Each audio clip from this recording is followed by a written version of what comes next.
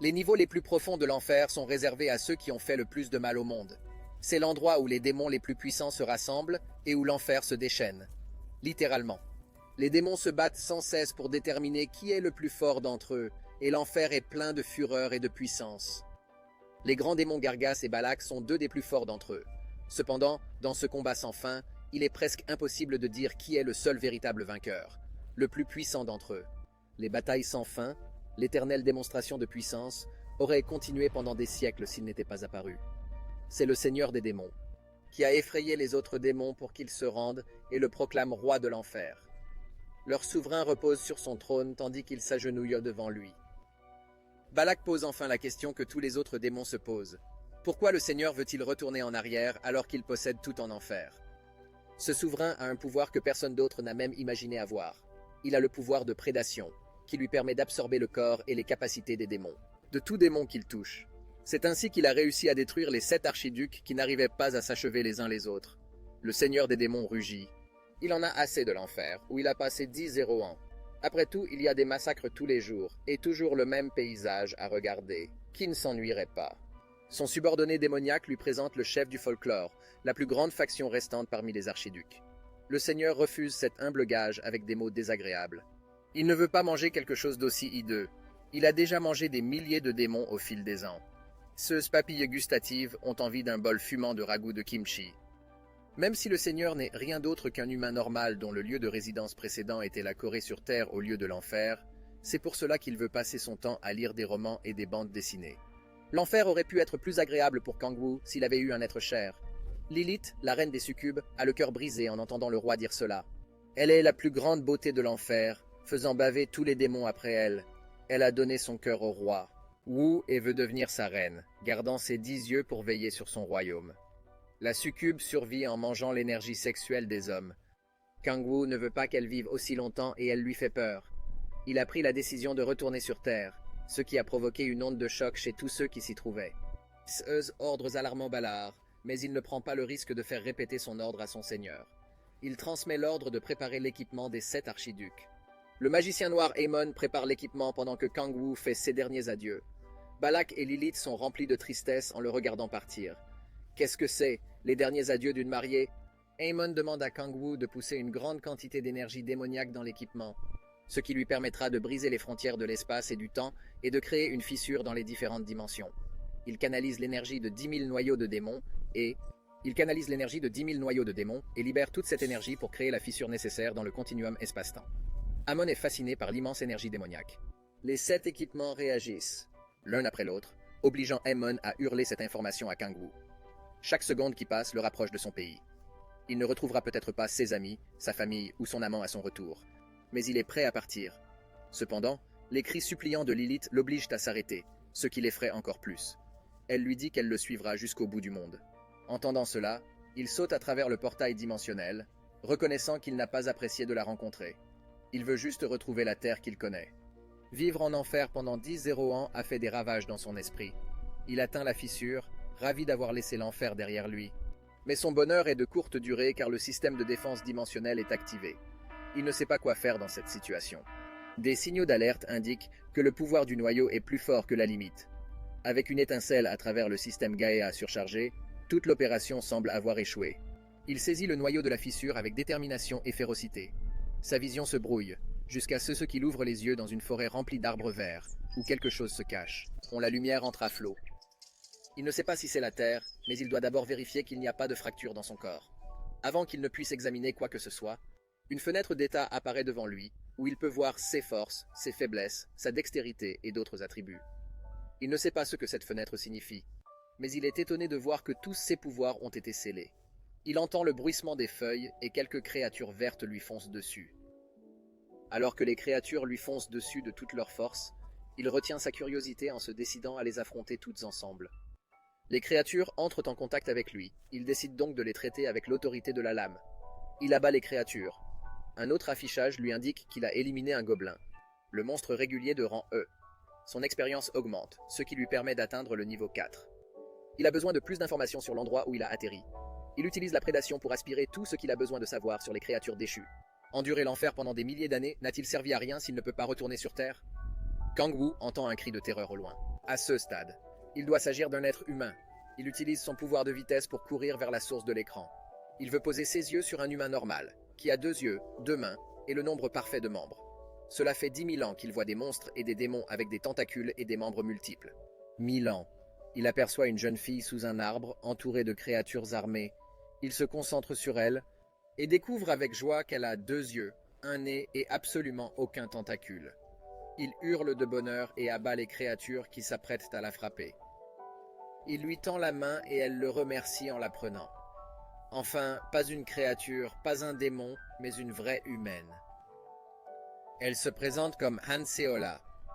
Incapable de se contrôler, il lui propose directement de se marier avec lui. Han est troublé par cette offre de mariage, alors qu'ils sont pratiquement des étrangers. Kang-woo se rend compte qu'il a dépassé les bornes et s'excuse d'avoir été si enthousiaste. Après s'être présenté, son smartphone lui tombe des mains. Sur le sol herbeux, Kang-woo voit la forme carrée et en déduit qu'il est bien sur Terre. Kang-woo est ravi qu'ils puissent se comprendre. L'interdiction de la langue des démons en enfer a porté ses fruits. Il a appris aux démons à utiliser la langue coréenne pour ne pas l'oublier. Il voit que l'année est 2023 sur son téléphone lorsqu'il le lui rend. Cela fait donc 5 ans qu'il est tombé en enfer sur Terre. C'est vrai? Il n'a manqué que 5 ans de temps terrestre alors qu'il a passé quelques vies en enfer? Il doit faire la conversation avec elle. Il lui demande donc la raison de sa présence ici. Elle lui explique qu'elle chassait en solo à l'intérieur d'une porte de rang E et qu'elle a été réveillée en tant que joueuse il y a seulement un jour. Ces mots n'ont aucun sens pour Kang-woo. Il décide de jouer le jeu et s'enquiert de son niveau. Il découvre qu'elle est de niveau 6. Ils partent et atteignent l'entrée. Kang-woo est confus de voir le portail bleu, comme celui qu'il a traversé. Ils franchissent le portail et, dans un éclair de lumière, il entend des cris de personnes qui recrutent des membres pour un groupe de chasseurs de gobelins. Kang-woo a les larmes aux yeux en observant une société animée et peuplée d'humains. Avant, il ne voyait que des créatures rampant à ses pieds. Mais maintenant, il y a une véritable communauté. Seola l'interrompt dans son moment d'émotion et l'invite à manger chez elle. Le duo est interrompu par 2 gardes qui leur demandent leur carte de joueur. Kang-woo n'a pas de carte d'identité. Il décide donc de sortir son pouvoir spécial, l'autorité de l'aveugle, qui permet de manipuler la vision de la cible selon sa volonté. Un pouvoir très pratique, si vous voulez mon avis. Je l'utiliserai tout le temps. Il est autorisé à passer et ils arrivent à la maison de Han. L'immeuble n'a pas d'ascenseur, mais ce n'est pas grave. Kang-woo aime l'odeur des vieux appartements, l'étroitesse des escaliers et la sensation des rampes. Kang-woo est certain d'un avenir heureux puisqu'il est déjà arrivé chez Seola. Lorsque Kang-woo entre dans la maison de Han, ses espoirs grandissent de minute en minute. Toutes ses idées de projets d'avenir doivent être reléguées au second plan lorsqu'il découvre que la mère de Han est également à la maison. Voulait-elle vraiment se contenter d'un simple repas alors que Kang-woo prévoyait déjà de fonder une famille ici et maintenant? Sa mère le remercie d'avoir sauvé Seola et lui promet de lui préparer quelque chose de délicieux. Ce n'est peut-être pas ce qu'il espérait ce soir-là, mais c'est au moins mieux qu'un repas en enfer. Kang-woo trouve l'occasion idéale d'emprunter son téléphone pour recueillir des informations sur la Terre. Il recherche des articles datant de 2018, l'année où il a été aspiré en enfer. Il découvre que le 22 février 2018 est le jour où la calamité a changé le monde. Soudain, des monstres inconnus ont surgi de centaines de portes bizarres. L'armée chinoise a été massacrée après que ses armes à feu se sont révélées inutiles contre ces monstres. La calamité a conduit à la création de l'Union mondiale des opérations d'urgence, à laquelle la Corée s'est jointe en tant que 9e pays. C'est à ce moment-là que la première joueuse est apparue aux États-Unis. Personne ne savait qui elle était, mais cela a permis d'augmenter le nombre de joueurs dans le monde entier. Ils auraient pu être le dernier espoir de l'humanité. Kang-woo reconnaît cette date. C'est ce jour-là qu'il a été entraîné en enfer. Il a peut-être été aspiré par l'une des mini-portes qui se sont ouvertes ce jour-là. Il a besoin de plus de détails. Mais d'abord, il a besoin de manger de la vraie nourriture humaine.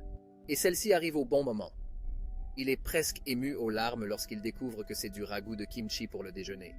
La façon dont il attaque le ragoût suffit à faire comprendre à Seola et à sa mère qu'il l'adore. Ce qu'elles ne savent pas, c'est qu'il n'a pas mangé d'aussi bons plats depuis des millénaires. Il repense à l'époque où il devait ronger des démons pour survivre en enfer. Ce démon avait un goût horrible. C'est un miracle qu'il n'ait pas perdu la raison.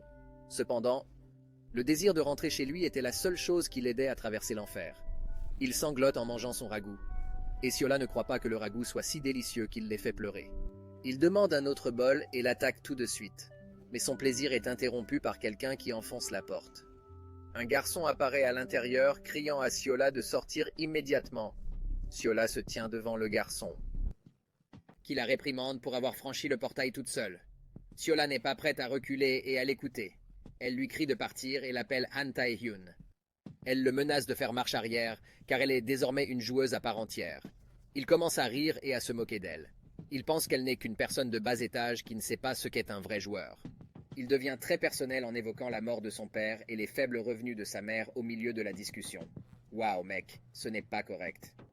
Elle ne veut pas entendre cela, car elle pense que c'est à cause de lui qu'ils doivent vivre ainsi. Il commence à la traîner vers la guilde d'Andra, mais elle ne veut pas aller dans une guilde de merde comme celle-là. Elle commence à se débattre contre lui et lui mord la main en dernier recours. Cela le met encore plus en colère et il la gifle. Il sait que Xiola se portera mieux si elle devient son tribut. Sa mère s'interpose et lui demande de ne pas traiter Xiola de cette façon. Il la gifle à son tour, la faisant tomber. Ce type est un vrai salaud. Taeyeon a l'ego gonflé parce qu'il est un Awakener de seconde zone. Considère Xiola comme un être de bas niveau. Il lui saisit le visage et lui dit de faire ce qu'on lui dit. C'est alors qu'il entend les bruits de bave. Il est étonnant qu'il ne l'ait pas entendu plus tôt. Le chaos s'est dissipé et Kangwoo est toujours en train de manger son ragoût. Le degré de dévouement dont il fait preuve est digne d'éloge. Taehyun essaie d'attirer son attention, mais Kangwoo ne voit rien d'autre que son ragoût. C'est toujours une meilleure histoire d'amour entre un garçon et un ragoût que ceux que l'on peut voir dans les feuilletons. Taehyun jette le bol des mains de Kangwoo. C'était une erreur. Kangwoo n'est pas content que son ragoût soit renversé sur le sol. Kangwoo s'assoit, pleurant son ragoût renversé, tandis que Taehyun le traite de mendiant et lui dit de se lever. Kangwoo le regarde et son démon intérieur se réveille. Comment ose-t-il renverser son ragoût de kimchi? En le regardant, Taehyun n'est plus la personne confiante qu'il était il y a quelques minutes. A-t-il vraiment vu Kangwoo perdre les pédales? Il se demande s'il n'est pas devenu fou. Seola tente d'interrompre Taehyun en le distrayant pour que Kangwoo puisse s'enfuir. Façon. Cependant, Kangwoo est vraiment désagréable et veut se venger du ragoût. Kangwoo commence à le frapper à gauche, à droite et au centre, ne lui laissant aucune chance de se défendre ou de riposter. Tout son ego a dû s'envoler dans une bouffée de fumée. À la fin, Kangwoo l'a réduit en bouillie avec son pied sur sa tête, se tenant comme un champion. Kangwoo ne semble pas en avoir fini avec lui, il lui reste encore beaucoup à faire avant de payer pour le ragoût. Taehyun ne comprend pas que toute cette colère n'est que pour le ragoût. Le mot déclenche la colère de Kangwoo, qui s'acharne encore plus sur Taehyun. Il lui fait hurler à tue-tête que le ragoût de kimchi est un aliment sacré. Seola regarde tout cela d'un air désemparé. Taehyun se demande qui est l'amateur de ragoût psychopathe une fois qu'il en a fini avec lui. Seola pense les blessures de sa mère, tandis que sa maison est en désordre. Taehyun fait la vaisselle à moitié habillé. Il regrette d'avoir rencontré Kangwoo qui sirote son verre et les vêtements qu'il a volés à Taehyun. Il a perdu sa dignité en quelques secondes, n'est-ce pas, Tiffany? Le visage de Taehyun semble très enflé. Il n'a pas l'air d'avoir été traité de la sorte pour un bol de ragoût de kimchi. Il appelle Kangwoo, monsieur, car il ne veut plus le contrarier. Kangwoo lui donne une importante leçon de vie. Il ne sait pas à quel point il est chanceux d'avoir de la nourriture, du sommeil et des vêtements qu'il n'aurait jamais en enfer. Taehyun prévoit de le dénoncer à Andras lorsque Kangwoo l'arrête. Il utilise l'autorité de la peur sur lui, commençant à menacer sa vie, car il ne sert à rien de le garder en vie. Cependant, il promet qu'il ne le tuera pas. Taehyun a toutes sortes de visions démoniaques effrayantes, comme s'il était en enfer. Une marque de peur est gravée dans son âme pour toujours, et il est devenu la marionnette de Kangwoo. Kangwoo commence à penser qu'il a besoin d'argent sur Terre. Après tout, ce n'est pas l'enfer. Il tombe sur la page Wikipédia des pierres magiques et demande à Seola de la lui montrer. Seola lui montre la pierre de rang E obtenue lors de la chasse aux gobelins. Plus la pierre est proche du noir, plus le rang est élevé. C'est le cas. Cependant, il ne ressent aucune énergie démoniaque après l'avoir prise en main. Il doit s'agir d'un simple pouvoir magique, puisque sa théorie est réfutée. Quelle était l'énergie démoniaque qu'il a ressentie auparavant? Il doit vendre la pierre pour obtenir de l'argent. Xiola lui propose de l'emmener au bureau de gestion des joueurs, près de la station Sol. Elle vise la deuxième phase d'éveil, car elle a trouvé un ange en la personne de Kangwoo, qui est là pour l'aider. Lorsqu'elle se prépare, Kangwoo sait qu'il n'a pas encore l'intention de l'aider. Il ne peut pas se déplacer avec quelqu'un d'aussi faible. Il ne peut pas se déplacer avec quelqu'un d'aussi faible, car cela réduirait l'efficacité de sa chasse. Il doit avoir le cœur froid afin de devenir plus fort pour survivre, comme en enfer. Il est sorti de l'enfer, mais l'enfer n'est pas encore complètement sorti de lui. Il est abasourdi lorsque Xiola lui demande s'il a sa carte d'identité et s'ils peuvent d'abord aller au bureau du district. Kangwoo a sa nouvelle carte d'identité dans le train et n'apprécie pas le fait qu'il l'ait obtenue si facilement. Il n'a pas été inscrit sur la liste des personnes disparues, ce qui signifie que personne n'a remarqué son absence. C'est un peu triste que personne ne se soit posé de questions à son sujet. Dans 5 ans. Son humeur s'améliore un peu lorsque Xiola lui montre le paysage par la fenêtre du train. Peut-être que CE sera différent maintenant. Ils arrivent au siège du bureau de gestion des joueurs d'âme, qui est immense. Xiola lui tend son vieux téléphone pour qu'il puisse correspondre plus tard. Kangwoo est heureux d'avoir trouvé un ange comme elle. Elle part s'inscrire à la conférence pour débutants et l'invite à dîner une fois qu'ils ont terminé. 2 jours après son retour sur Terre, il est déjà en train de réserver des rendez-vous. Kangwoo entre dans le bureau et est fasciné. L'ampleur de cet endroit n'a rien d'une plaisanterie. Les joueurs sont peut-être les personnages les plus importants du monde à l'heure actuelle. Kangwoo obtient le numéro 18 dans la salle d'attente, ce qui n'est pas si mal. On lui demande d'attendre dans la salle de test, près de la machine, où il doit écouter de nombreux joueurs parler de leurs statistiques.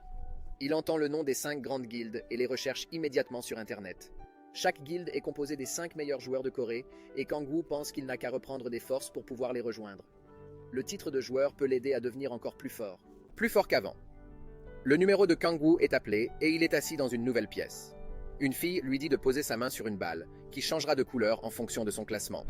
Il pense qu'il sera trop fort. Cependant, tous ses rêves s'effondrent lorsqu'il découvre qu'il est classé F. Comment est-ce possible? N'était-il pas censé être un puissant seigneur démon? On lui dit qu'il recevra une carte de joueur de rang E et qu'il ne pourra entrer que dans les portes du même rang. Cependant, il a besoin d'une lettre d'autorisation signée par un gardien s'il veut entrer dans une porte de rang supérieur. Ces pouvoirs sont-ils si artificiels qu'ils lui ont donné un rang si bas? Bien sûr, tous ces anciens sujets démoniaques s'en donneront à cœur joie s'ils apprennent que leur seigneur a besoin de la permission d'un adulte. Il apprend qu'il peut obtenir un meilleur rang s'il suit la voie de l'éducation ou s'il présente un certain nombre de pierres magiques. Ne s'agit-il pas là d'un acte de corruption? Kangwoo reçoit sa carte de rang E et décide qu'il est mieux avec son rang actuel. Il devrait peut-être arrêter de jouer après avoir obtenu un rang aussi bas. L'ouvrier, au bureau, qui fait des commentaires sarcastiques sur le rang de Kangwoo, est choqué de voir que la boule de cristal devient noire après son départ. Plus la boule devient noire, plus le joueur est censé être puissant. Aucun autre joueur n'a fait virer la boule au noir. Kangwoo est-il meilleur qu'il ne le pense? Kangwoo est près de la porte, où tous les joueurs cherchent à rejoindre différents partis. Mais personne ne veut d'un rang de voyou. Pourquoi tout le monde est-il si froid à l'égard de ce rang? Il franchit la porte seul et est soulagé de ne pas être retombé en enfer. Il fait quelques pas lorsque Monsieur Taesu et son groupe lui tombent dessus. Monsieur Taesu veut qu'il rejoigne son groupe et le force à accepter après avoir obtenu l'accord des membres de son groupe. Après une longue discussion sur l'âge de Taesu, Kangwoo décline son offre. Kangwoo décline son offre de rejoindre leur parti. Taesu le met en garde contre le gobelin hobo qui est un monstre boss d'un tout autre niveau. Kangwoo les remercie et s'en va seul, car il n'est pas un débutant de rang F et travaille bien quand il est seul. Il les trouve enfin et plonge dans leur groupe, prêt à en découdre. Kangwoo pense que combattre tous les gobelins est un jeu d'enfant et les transperce sans trop d'efforts. Il est étonné de voir un si grand groupe de gobelins après en avoir combattu la moitié, mais il n'a pas l'air d'en avoir fini avec eux, et il se promet de prendre plaisir à s'en débarrasser. C'est fatigant quand il y en a autant, mais il les a tous affrontés et il est satisfait de voir que son niveau a augmenté ainsi que son énergie démoniaque. Il utilise le pouvoir de prédation sur l'un des gobelins morts et sent l'énergie démoniaque dans tout son corps, qui diffère selon le moment de la mort du gobelin. Cela signifie qu'il peut s'attaquer aux monstres et en tirer de l'énergie démoniaque. C'est une bonne nouvelle, car il peut ainsi vendre la pierre magique. La première chose à faire est de rassembler toutes les pierres magiques. Combien de poulets pourra-t-il obtenir après avoir vendu toutes ces pierres? Il commence à avoir envie de poulet et décide de le manger avec Anne. Ce plan pour le dîner semble prometteur jusqu'à ce qu'un gobelin abat furieux se mette à charger vers lui. Et apparemment, il peut contrôler l'énergie démoniaque. Kangwoo tente de repousser le Hobogoblin, mais il est bien trop fort pour lui. Il y a une grande différence entre leurs forces physiques respectives, et il doit continuer à esquiver les puissants coups de poing qu'il lui assène. Il rebondit sur son armure car ses statistiques sont encore faibles. Le Hobogoblin n'en a pas fini avec lui, et Kangwoo doit trouver un plan pour le combattre. Celui-ci est certainement différent des autres gobelins qu'il vient de tuer. Cependant, Kangwoo n'est pas aussi faible qu'il le pense. Le Hobogoblin s'amuse avec sa proie, ce qu'il déclare par une attaque directe qui la fait reculer. C'est le moment idéal pour lui d'utiliser l'autorité de la rage que le gobelin imite. Le gobelin a mordu à l'hameçon de Kangwoo et commence à l'attaquer comme un monstre enragé. Il a plus d'ouverture pour le frapper avec ses attaques désordonnées, ce qui fait que le plan de Kangwoo fonctionne pour l'instant. Kangwoo se tient à côté du corps impuissant du Hobogoblin et reçoit une mise à jour de ses statistiques. Il a débloqué les niveaux supérieurs et peut absorber l'énergie démoniaque. L'énergie démoniaque peut être absorbée beaucoup plus rapidement. Bien sûr, il teste ses nouvelles capacités en absorbant l'énergie démoniaque du gobelin Abba. Tuer des monstres puissants en vaut toujours la peine, évidemment. Kang-Woo est un peu inquiet après avoir découvert que son énergie démoniaque a augmenté bien plus qu'il ne le pensait. Cela peut-il être dangereux pour lui? Il se rend compte que le sceau du noyau démoniaque 10-0 a été restauré, ce qui lui permet de retrouver ses pouvoirs d'origine en augmentant simplement ses niveaux. Aujourd'hui est un jour de chance pour lui, et il lui suffit d'atteindre le 3e éveil au niveau 20 pour atteindre son but. Kang-Woo dîne enfin avec Han, et le poulet est évidemment au menu. Il se régale, tandis que Han lui demande des nouvelles de ses amis et de sa famille. Elle veut mieux le connaître, et c'est un excellent premier pas dans cette direction. Elle lui propose de l'héberger. Après avoir découvert qu'il n'a personne en ville, comme elle lui est reconnaissante de l'avoir aidé, il sait qu'il doit lui offrir quelque chose de spécial en retour. C'est pourquoi il lui donne l'argent pour l'aider à résoudre ses problèmes financiers, comme c'est gentil. Elle est très heureuse de ce geste et promet de préparer un ragoût de kimchi le lendemain, avec une viande encore meilleure à l'intérieur. Kang-Woo prévoit déjà de manger du ragoût de kimchi tous les jours chez Han et ne peut retenir son excitation. Il lui demande ce qu'il en est de la porte du Rangdae qui se trouve à proximité et décide de s'y rendre dès que possible pour s'éveiller plus rapidement. De plus, il ne semble pas s'inquiéter des hommes lézards qui, selon la rumeur, sortiraient de la porte de Rangdae. Quel goût ont les lézards? C'est la seule question qui semble occuper l'esprit de Kang-Woo. Han montre à Kang-Woo l'ancienne chambre de son frère, qui est censée être sa dernière demeure chez elle. Il est heureux d'être de retour et de pouvoir dormir dans un lit chaud et confortable. C'est la meilleure décision qu'il ait jamais prise. Le lendemain, il se trouve à la porte du Rangdae et aperçoit le joueur malhonnête qui supplie tout le monde de l'emmener avec eux. Pourquoi ne l'emmène-t-il pas avec eux s'ils sont si désespérés? Kang-Woo passe de l'autre côté de la porte et utilise l'autorité du silence pour partir. Silence pour commencer tranquillement. Il est interrompu par un groupe de 3 hommes lézards qui ont une mauvaise vue et qu'il faut donc approcher discrètement. Les hommes lézards ont l'air bien mieux que tous les monstres de l'enfer, c'est sûr. Il se souvient que Han lui a dit qu'il n'aimait pas le feu. Pour cela, il a la solution parfaite et utilise l'autorité du feu de l'enfer. Continuant à brûler leur essence vitale avec le feu de l'enfer, il pense à la guilde de Taeyun qui porte le nom d'Andras. Il est évident qu'il peut le détruire s'il tente d'ennuyer Kang-Woo, tout comme il l'a fait avec les hommes lézards, simplement et efficacement. Kang-Woo semble avoir consommé toute l'énergie démoniaque des hommes lézards, mais il n'en est pas certain. Il décide de tout vérifier, car mieux vaut prévenir que guérir. Ces pensées profondes sont interrompues par un grand groupe de joueurs, mené par Hyun Jun-si, qui n'aime manifestement pas Kang-Woo et se moque de lui parce qu'il n'y a pas de cadavres de monstres dans les parages. Leur dispute s'envenime et un combat est sur le point de s'engager entre eux. Lorsqu'il rappelle à Kang-Woo que les hommes lézards sont sensibles au son. Alors qu'ils écoutent attentivement, au moins une douzaine d'hommes lézards commencent à s'approcher d'eux. Han Jun-si lui propose de l'aider s'il se met à genoux et le supplie. Mais Kang-Woo est trop fier et trop intelligent pour tomber dans ce piège. Han Jun-si ne connaît pas l'autorité du son, que Kang-Woo utilise pour détourner l'attention des hommes lézards vers son groupe. Ils se préparent à lever la barrière, mais toute la horde de monstres lézards leur saute dessus. Ils doivent trouver une issue rapide ou mourir de la pire façon qui soit. Kang-Woo grimpe au sommet de l'arbre pour voir la réaction de Han Jun-si, qui se moque de lui et de sa situation. Il n'a pas à s'inquiéter, car ce n'est pas lui qui meurt en ce moment. Il est protégé par l'autorité du silence, ce qui choque Han Jun-si, qui n'a jamais vu un tel pouvoir. Han Jun-si tente de rester silencieux, tandis que le reste de son groupe est assassiné par les hommes lézards un par un. Son seul moyen de s'en sortir est d'implorer l'aide de Kang-Woo, qui apprécie le spectacle et ne veut pas l'aider. Il a un sourire en coin lorsque l'homme lézard déchire le visage de Han Jin-shi, car il a combattu le mal par un mal encore plus grand.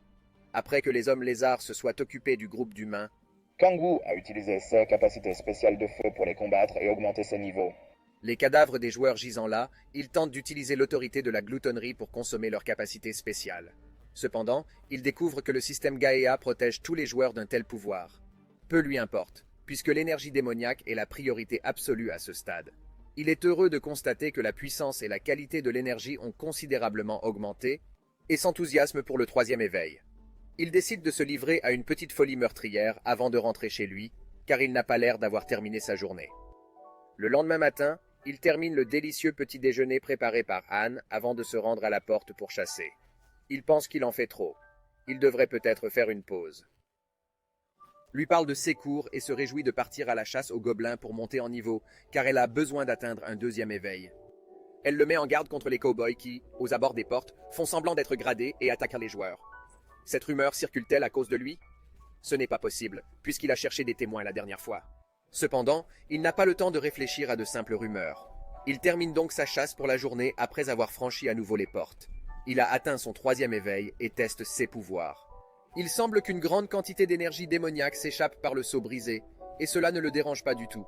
De plus, il repère une pierre magique et la ramasse pour la voir briller. L'attribut d'éveil de troisième stade de Kang-Woo est Mana Craving, ce qui lui permet d'absorber l'énergie démoniaque de la pierre.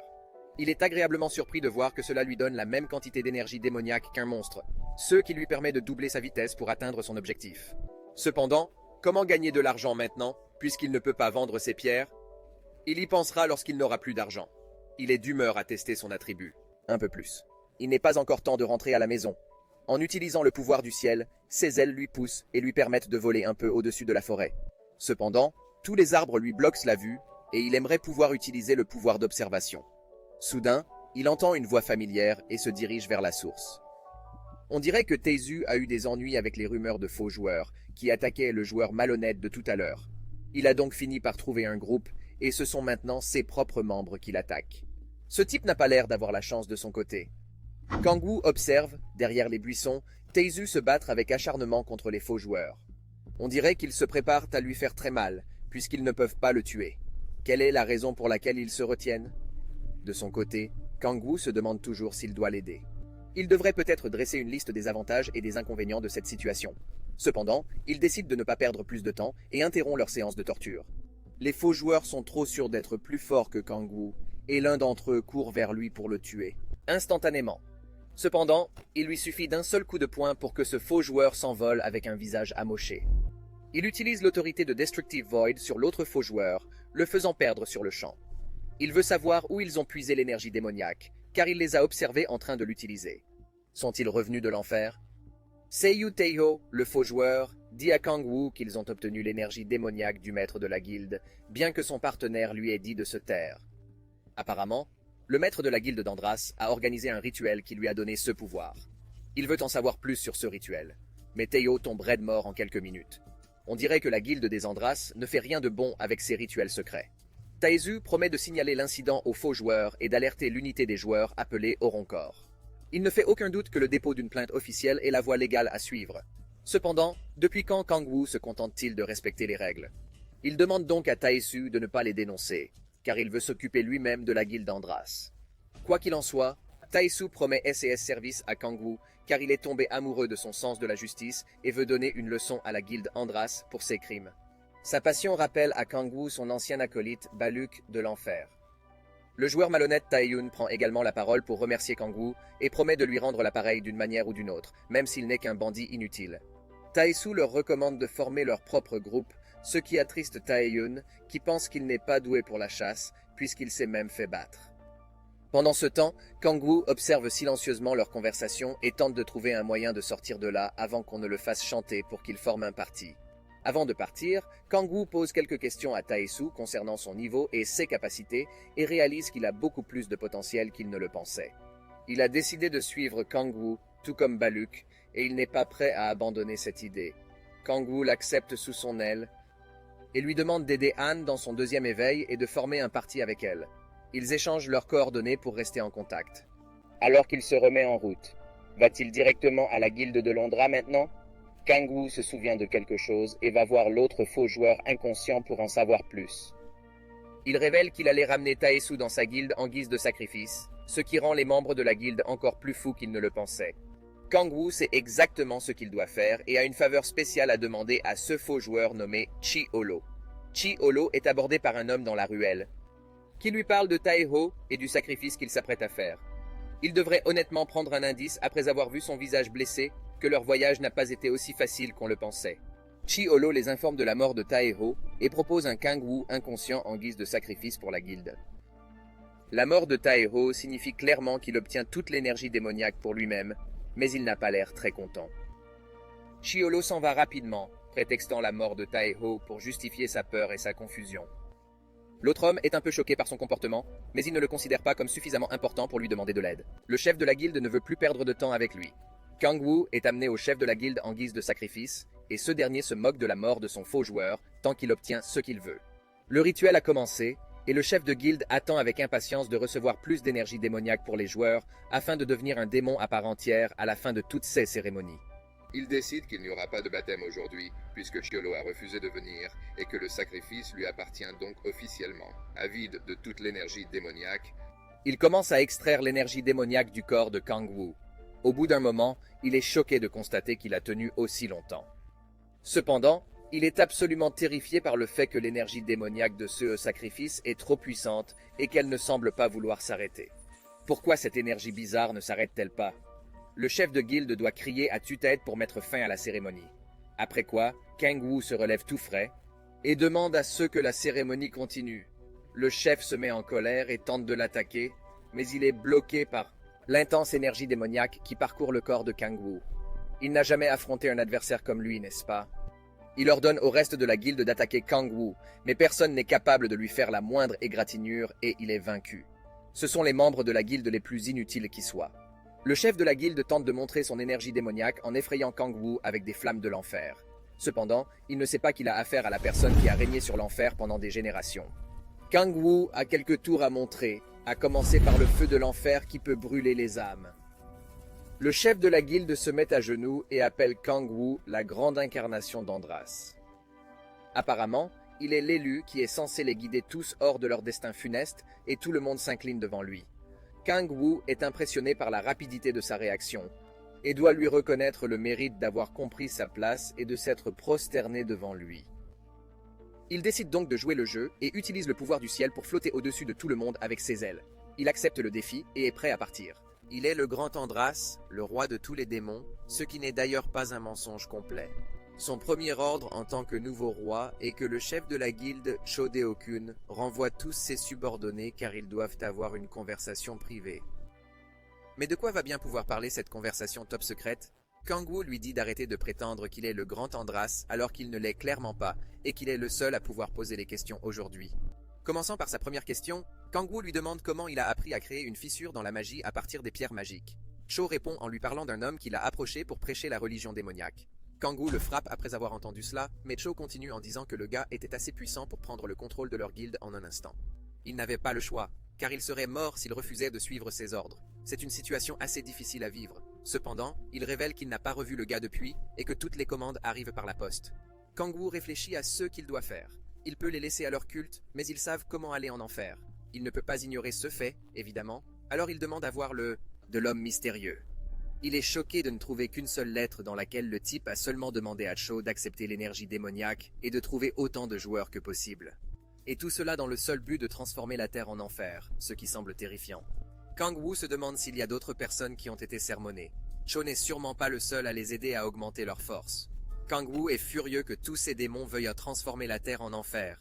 Il ne veut pas vivre en enfer une fois de plus, et, dans toute sa colère, il demande à Cho d'enquêter sur cette religion démoniaque et de ne plus célébrer ces cérémonies démoniaques. Et surtout, il doit garder cette conversation secrète. Il décide d'en savoir plus sur cette religion et d'aller au fond des choses avant de retourner auprès de Han, car la journée a été rude pour lui. Han s'inquiète pour lui depuis qu'il a quitté la porte il y a longtemps et ne répond même pas à ses appels. Il la remercie de s'être inquiété pour lui et est ravi d'apprendre qu'elle prépare un ragoût de kimchi. Il est heureux d'avoir un délicieux dîner tous les jours. Elle lui apprend également qu'elle a obtenu un second réveil grâce à une capacité spéciale appelée la bénédiction de la lumière. À ce rythme, ils deviendront un groupe puissant s'ils forment une équipe avec Taezu. Elle veut aider Kang-woo avec son nouveau rang, au lieu de rejoindre une guilde. Cependant, son cœur se brise lorsqu'il lui dit qu'il n'a pas besoin d'elle pour l'instant. Il lui assure qu'ils finiront par former une équipe et entreront ensemble dans une porte de haut rang un jour. Elle accepte de rencontrer le camion-citerne qu'il a suggéré et de former une équipe avec lui. En entendant cela, Kang-woo savoure son ragoût de kimchi et promet de protéger cette terre avec ses garnitures de ramen. Le lendemain, au centre d'assistance aux joueurs, Kang-woo n'est pas vraiment ravi d'apprendre que sa carte de rang C arrivera dans un jour. Qu'est-ce qu'il va faire en attendant sa carte? Il n'a pas eu une journée entière de repos depuis qu'il est revenu sur Terre, alors il ne sait évidemment pas quoi faire quand il s'ennuie. Il ne veut pas passer son temps sur des webtoons et des romans, alors il décide de trouver quelque chose de mieux. Il demande à profiter de son retour sur Terre et entre dans une salle de PC. Il se réjouit de voir qu'il peut même y commander de la nourriture. Ramyun aura certainement le meilleur goût dans cette salle de PC. Il cherche des jeux et commence à jouer au jeu le plus populaire, dans lequel il gagne de l'or à chaque fois qu'il tue un monstre. Cela n'a pas l'air trop difficile, n'est-ce pas? Le roi Wu commence à s'amuser tout en mangeant son délicieux ramun. Il gagne la partie grâce à ses compétences, et une autre joueuse derrière un PC crie à tue-tête. Elle semble vraiment contrariée. Et commence à s'en prendre au roi Wu, qui ne sait plus où donner de la tête. Elle commence à le frapper et il ne sait pas quoi faire lorsqu'elle lui demande de sortir. Elle lui demande s'il a été envoyé par la guilde du miroir et s'apprête à le frapper une nouvelle fois. La jeune fille en colère continue de poser à King Wu toutes les questions sur son identité et sa relation avec la guilde du miroir.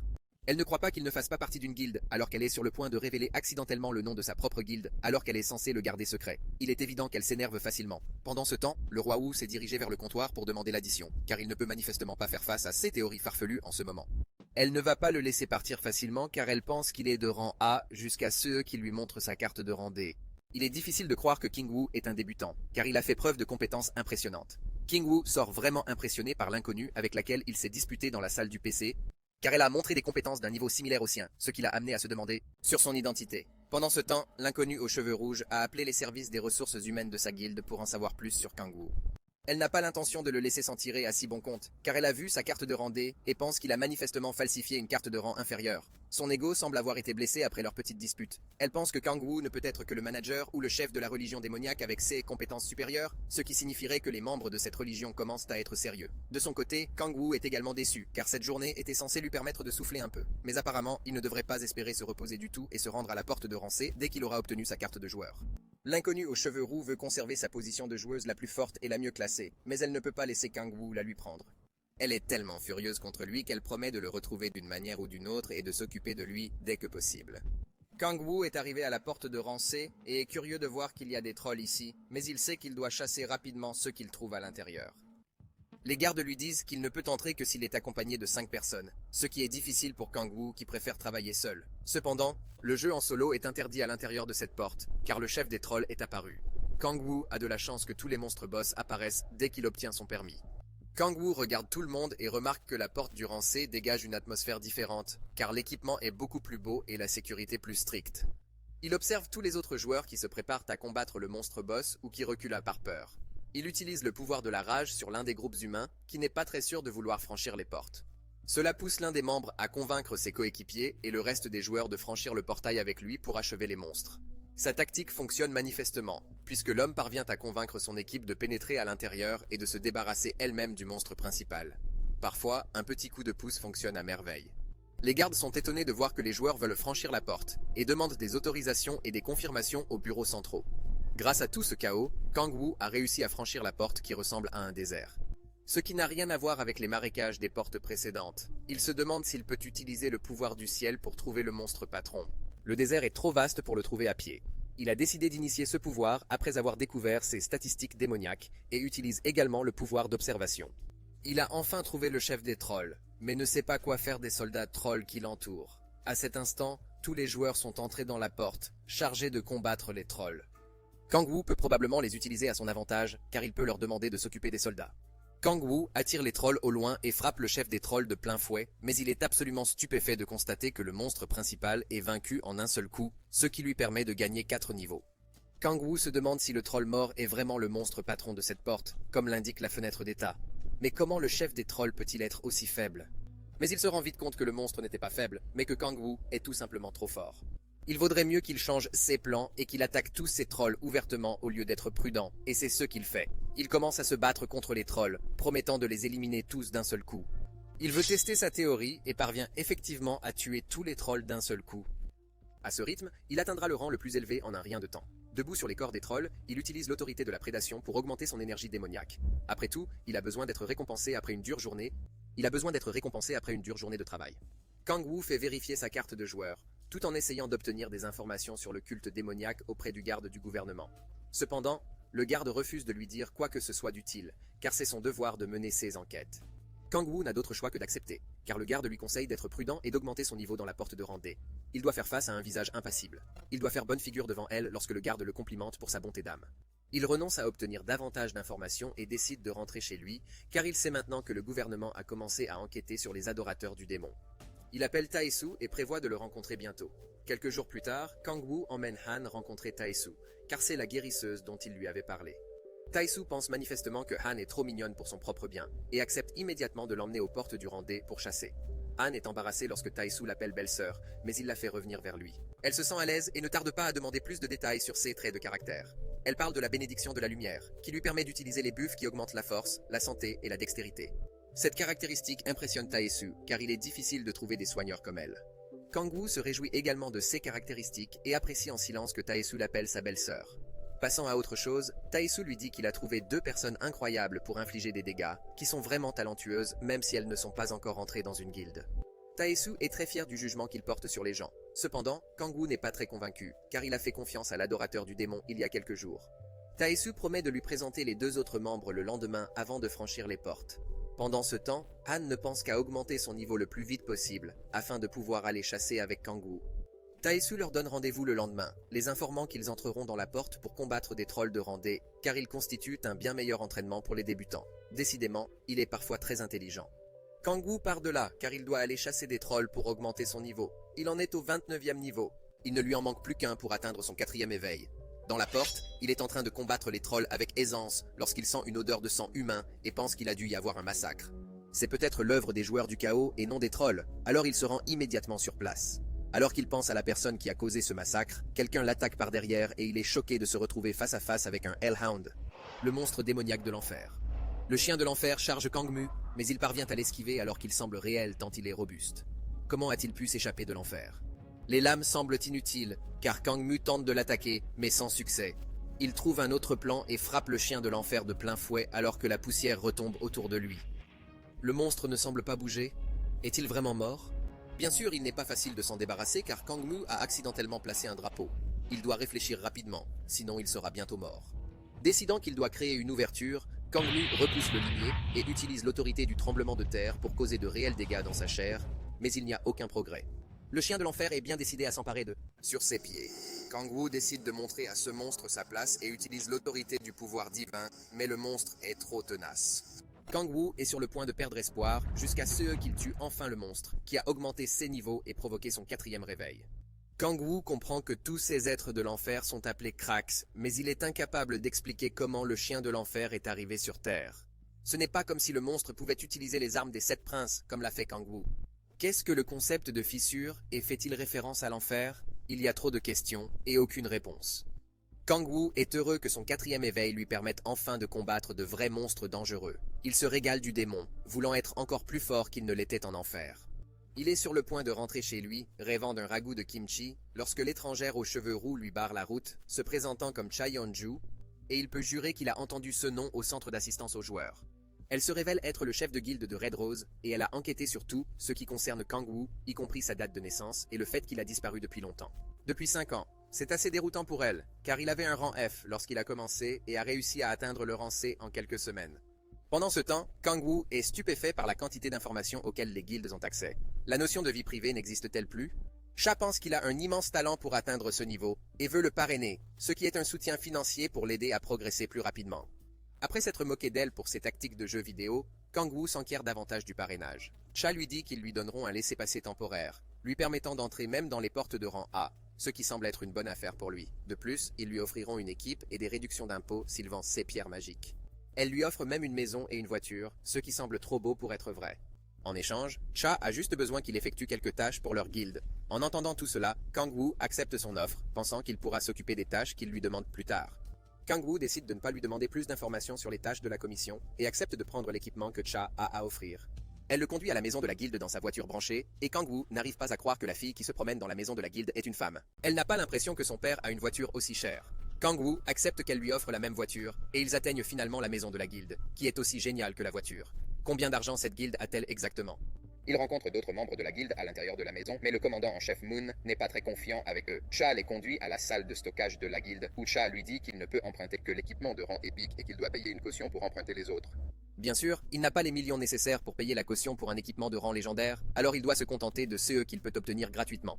Yang-woo n'est pas content qu'il n'utilise pas des titres respectables pour le chef de guilde, et devient encore plus furieux quand Kang-woo refuse de le faire en face. Yang-woo et Kang-woo sont sur le point de s'affronter lorsque Cha les arrête. Ce n'est pas le moment de se comporter comme des enfants, et elle les avertit de rester courtois. Après s'être occupée de Yang Wu, Cha assure à Kang Wu qu'elle évoquera sa demande d'emprunt d'un équipement de rang unique lors de leur rencontre. Kang Wu demande une armure de poitrine, et Yang Wu le défie de se battre, offrant sa propre armure de poitrine s'il est vaincu. Kang Wu pense que cette proposition est suffisante. Même si Yang Wu est au niveau 67 et qu'il a dépassé le 6e éveil, il n'y a pas de quoi s'inquiéter. Kang Wu semble vouloir mourir s'il veut combattre cette bête. Dans la salle d'entraînement, Kang Wu a suffisamment confiance en ses capacités et charge directement sur Yang Wu, lui faisant cracher du sang. Yang Wu est surpris de son talent, car il serait mort sans son armure. Kang Wu est heureux qu'il ne lui ait même pas fallu 3 secondes pour vaincre ce soi-disant grand joueur. Yang Wu n'est pas prêt à accepter sa défaite et pense que Kang Wu lui joue de mauvais tours car il n'est joueur que depuis 3 semaines. Il se plaint manifestement parce que les choses ne se sont pas passées comme il le souhaitait. Kang Wu se moque de lui, ce qui met Yang Wu encore plus en colère. Kang Wu utilise l'autorité des ténèbres, le distrayant pendant qu'il bat finalement Yang Wu en utilisant l'autorité des vagues. Cha s'excuse et promet que Yang Wu sera expulsé de la guilde, mais Kang Wu s'en moque, car il a gagné l'armure qu'il recherchait. Bien sûr, c'est grâce à Yang Wu, qui est si aveugle en amour qu'il a misé sur un équipement aussi précieux juste pour nourrir son ego. Il lui donne l'équipement pour l'attaque.